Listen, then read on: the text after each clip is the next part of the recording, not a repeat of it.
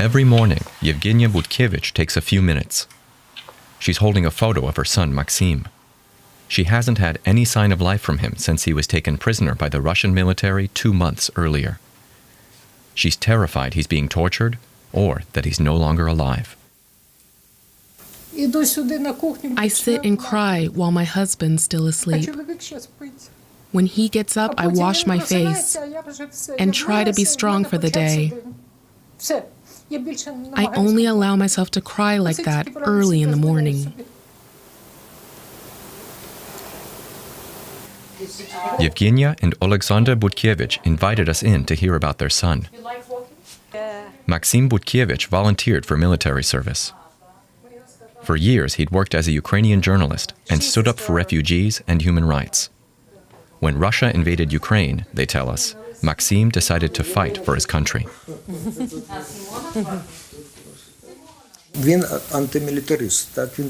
He's a pacifist and an anti-militarist. Has been all his life. But he told me I have to join the army. I have to defend the values I've fought for my whole life.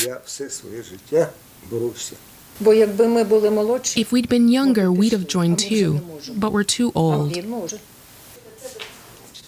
Maxim's parents only found out he'd been taken prisoner from a video shown on Russian state media. It showed their son being interrogated in a cellar somewhere.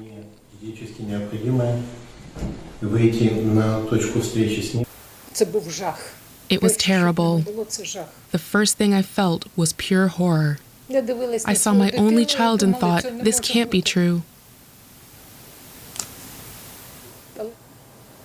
Over the following weeks, social media channels close to the Kremlin labeled Maxim a Nazi, an ultranationalist, and even a British spy over and over again, simply because in 2003 he worked as a producer for the BBC.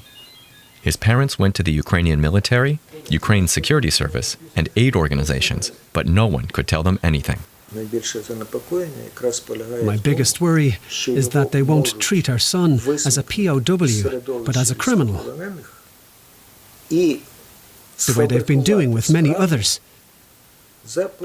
I'm worried that they'll put him on trial using all these lies and trumped-up evidence. According to Ukraine's security service, over 7,000 Ukrainians have now been taken as prisoners of war by Russian forces.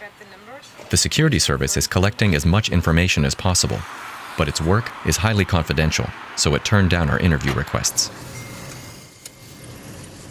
However, an attorney representing 50 families of POWs was prepared to talk to us.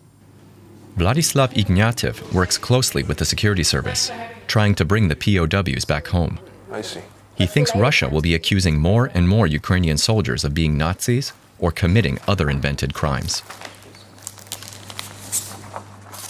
I think this is done mostly for the political purposes. When you create such an importance of the person, like he's a great Nazis, you may use it in their political trait. Maxim's parents are determined not to let that happen. They have filed an emergency appeal with the European Court of Human Rights, hoping it'll put pressure on Russia to allow international organizations access to their son. We're doing this so we can find out how Maxim is doing. We really have just one goal, that Maxim and his comrades be set free. Until then, Yevgenia and Alexander Budkiewicz are trying to remain strong and fight back the panic and fear they feel for their son.